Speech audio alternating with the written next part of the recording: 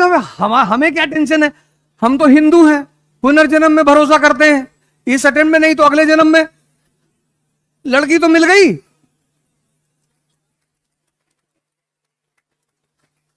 ऊर्जा है, इसीलिए इस देश में शिवलिंग को मंदिर में बनाया गया।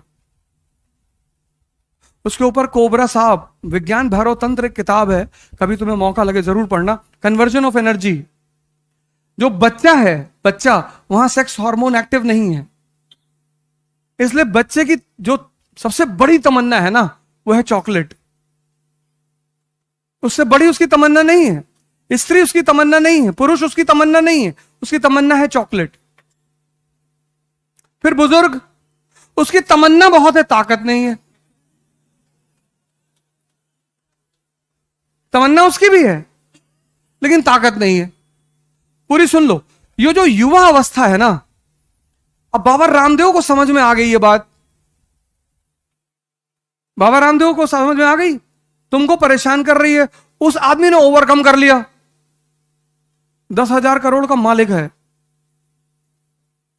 कपिल शर्मा के शो में आया था, किसी की हिम्मत नहीं पड़ रही थी उसके साथ एक्रोबेट जो एक्सरसाइज वगैरह करते हैं, किसी की हिम्मत नहीं पड़ रही थी उसके सामने परफॉर्म करने की। 10,000 करोड़। और कपिल शर्मा मुकेश अंबानी की बेटी की शादी में थाली उठाएंगे, बाबा रामदेव नहीं उठाएगा। मुकेश अंबानी की इतनी औकात नहीं है कि वो बाबा रामदेव से कहते कि मेरी बेटी की शादी में तुम थाली उठा लो, किसी गेस्ट को दे दो। मुकेश अंबानी की बेटी की शादी में एक बड़ी प्यारी घटना घटी। बॉलीवुड के जो कलाकार हैं उसको बुलाया उसने और कहा तुम लोग जितने भी गेस्ट आए हैं सबको सर्व करोगे। क्या संदेश दिया उस आदमी ने। पैसा होने से सब कुछ नहीं है, लेकिन यह बात वो सदगुरु से नहीं कह सकता था। ज्ञान सर्वोच्च है, तब भी था, आज भी है और कल भी रहेगा। वो बाबा रामदेव से मुकेश अंबानी नहीं कह सकते कि आप हमारे यहां गेस्टों का आदर करेंगे और उनको माला पहनाएंगे, उनको खाना सर्व करेंगे। नहीं नहीं नहीं, क्योंकि शक्ति ही तो है। और अगर वो शक्ति, और वो शक्ति एक समय आएगा, इसलिए मैंने बड़े सारे वीडियोस डाले यूट्यूब पे कि कन्वर्जन, धर्म का जो सबसे बड़ा सिद्धांत है वो है कन्वर्जन, लेकिन एक है सूडो कन्वर्जन। खत्म, श्यामलाल बन गया शमशुद्दीन, नाम चेंज करने से थोड़ी कुछ होता है। श्यामलाल बन गया सैमुअल, लेकिन ये सूडो कन्वर्जन है। जो ओरिजिनल कन्वर्जन, अल्लामा इकबाल कहते हैं ना, कुछ बात है कि हस्ती मिटती नहीं हमारी। कौन सी बात? यही बात कि सिद्धार्थ इंद्रियों पे जी रहा है, और जो व्यक्ति इंद्रियों पे जी रहा है उसको जो इंद्रियों की विशेषताएं हैं वो प्रभावित करेंगी। अगर तुम्हें सेक्स प्रभावित कर रहा है तो तुम एक नॉर्मल इंसान हो। अब कुछ ज्यादा कर रहा है तो थोड़ा सा एबनॉर्मल हो, लेकिन अगर तुम्हें सेक्स प्रभावित कर रहा है तो तुम नॉर्मल इंसान हो। लेकिन इस देश ने एक समय पर आकर कह दिया कि सेक्स की कोई बात नहीं करेगा। जैसे इस देश में अगर तुम सेक्स पे बात करो तो लोग तुम्हें रोक देंगे तुरंत, भाई साहब प्लीज, गंदी बातें कर रहे,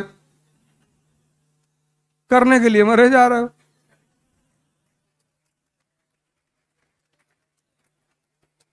बात तो कर लो। तो वो आचार्य रजनीश ने जब पहली बार वो प्रवचन दिया जिसपे वो किताब बनी संभोग से समाधि, और अब बड़ा बवाल हुआ इस देश में, भ्रष्ट आदमी है ये। यही एकमात्र देश है दुनिया का जहां दीवालों पे हर जगह लिखा हुआ है निराश पुरुष मिले। तुम इंद्रियों पे हो, तुम इंद्रियों से गवर्न हो रहे हो। अगर तुम सदगुरु जैसे किसी गुरु के पास, किसी, मैं ये नहीं कह रहा हूं, सदगुरु के पास, तुम्हारी चॉइस, तुम्हारी चॉइस, तुम्हारी पूरी तुम्हारी चॉइस, किसी ऐसे आदमी को तुम पकड़ो जो तुम्हें साधना करना सिखा दे। ध्यान, ये मन जो है ना, मन, इसकी कुछ विशेषताएं हैं। जैसे पहली विशेषता, विचार फेंकता रहेगा।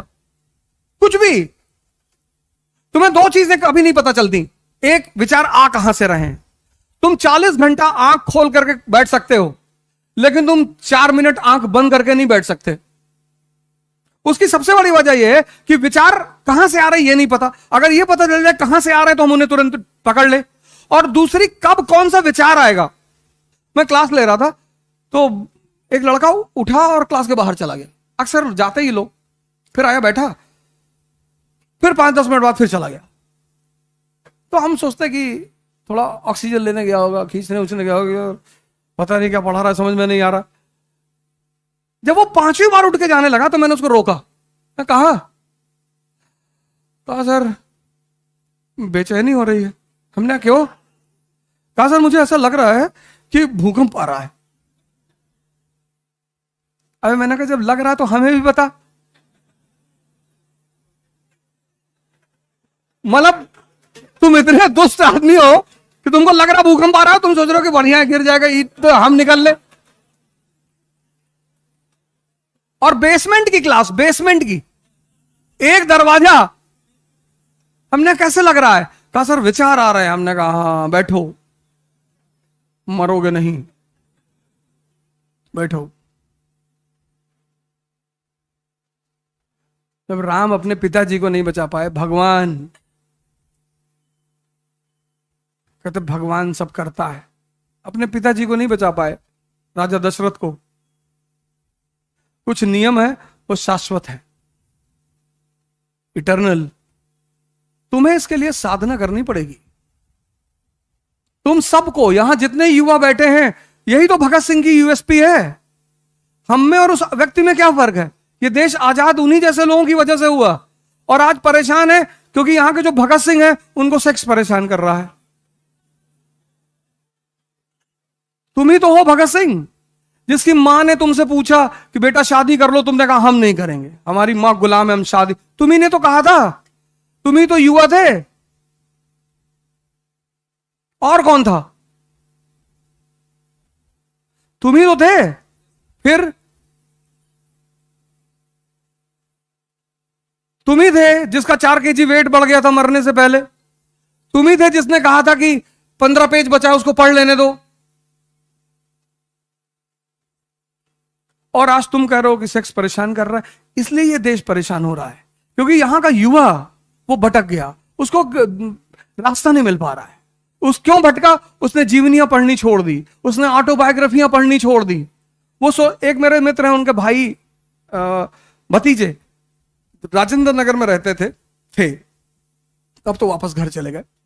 तो उन्होंने मुझसे कहा कि अवध यार जरा उसको पैसा दे दो कुछ। हम पैसा लगा नहीं पाए, कुछ दे दो। तो हम उनके कमरे पे गए पैसा देने के लिए। तो वो कुछ हल्दी और शहद वहद लगाया हुआ था चेहरे पे। तो हमने पूछा कि ये क्या है?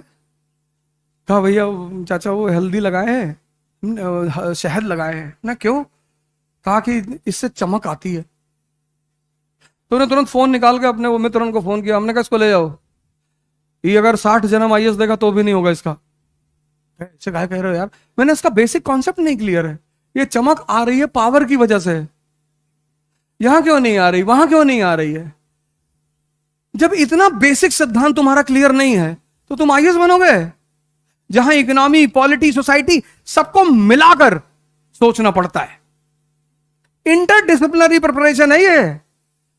इस प्रिपरेशन की सबसे खास बात यह है इंटरडिसिप्लिनरी। तुम्हें इकोनॉमी समझ में नहीं आई, तुम्हें पॉलिटिक्स कभी नहीं आएगी, आएगी ही नहीं। यही तो एक खतरा है। हम क्यों बार बार तुमसे कहते हैं एनसीईआरटी पढ़ने का? तुम्हारा बेस मजबूत हो जाएगा। तब तुम बेस मजबूत होने के बाद जब सारे सब्जेक्ट को कनेक्ट करके पढ़ोगे। अफगानिस्तान में स्त्रियों की दशा बुरी क्यों है? क्योंकि वो इकोनॉमिक तौर पर इंडिपेंडेंट नहीं है। पराधीन सपनों सुख नहीं, इस्लाम रीजन नहीं है। इस प्रिपरेशन की सबसे अहम पहलू क्या है? इंटरडिसिप्लिनरी। यहां तुम सेग्रीगेट करके नहीं पढ़ सकते।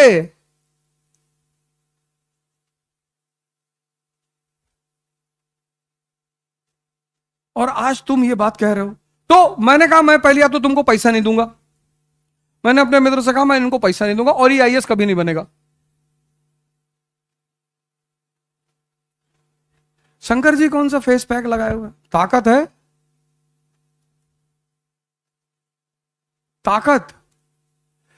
स्त्री लक्ष्मी की तरह है, वो विष्णु का ही वर्ण करेगी। तुम कहानियां पढ़ के कुछ सीखे ही नहीं। तुम उसके सामने अच्छा बनने की कोशिश करते हो कि मैं सिगरेट नहीं पीता। पियो, कौन मना किया तुमको? जहर भी पीना चाहिए।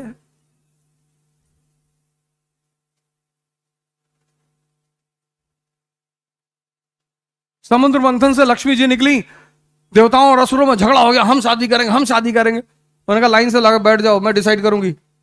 स्त्री हमेशा डिसाइड करेगी। फिर जब दोनों लोग लाइन से डिसिप्लिन में बैठ गए, वो समझ गई पागल हैं। उसने दूर सागर में देखा एक आदमी शेषनाग पे लेटा। उसने कहा ये कौन है? बोले विष्णु है। बोले इसको पता है मैं बाहर आई हूं? बोले पता है। बोले फिर भी जाके उन्होंने उनको माला पहना दी। इनविंसिबल है ना ताकत। ये दोनों लोग देखते रह गए और माला ऐसे आदमी को पहना दी जो हमेशा लोड करके रखा हुआ है कि उल्टा सीधा बोले तुरंत डाल देंगे खटाक से।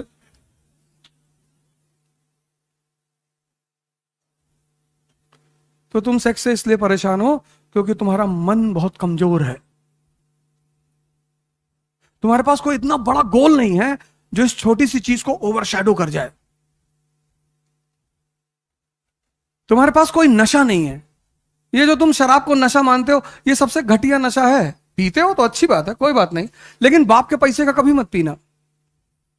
बड़े मेहनत का पैसा होगा। आप में से बहुत सारे लोगों के पिता एक सामान्य सैलरी पाते होंगे और वो आपको पैसा देते होंगे। अपने पिता के पैसे को कभी इधर उधर मत करना।